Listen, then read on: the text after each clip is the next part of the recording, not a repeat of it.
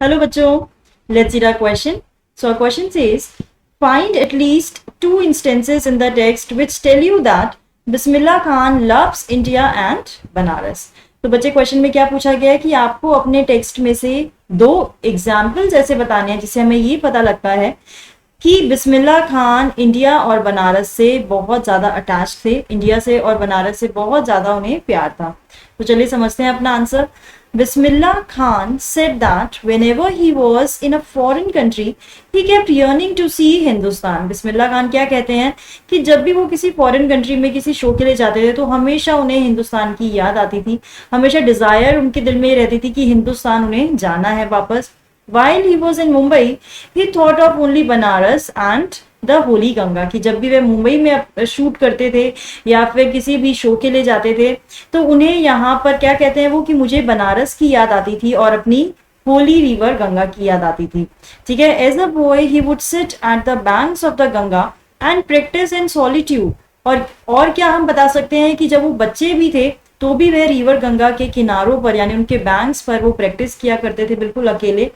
It became his favourite हॉर्न्स to practise. और वह जगह उनकी सबसे ज्यादा फेवरेट बन गई थी प्रैक्टिस करने के लिए, शहनाई को प्रैक्टिस करने के लिए. यानी कि शहनाई बजाना आप एक तरीके से सोचिए उन्होंने रिवर गंगा से ही सीखा है.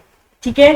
The flowing waters of the Ganga inspired him to improvise and invent ragas. की जो पानी होता था गंगा रिवर की जो वेव्स होती थी उनसे उन्होंने सीखा कि किस तरीके से उन्हें अपने राग्स को इवेंट करना है, इन्वेंट करना है और क्या करना है, अपनी शहनाई की जो स्किल है उसको इम्प्रोवाइज वो कैसे कर सकते हैं.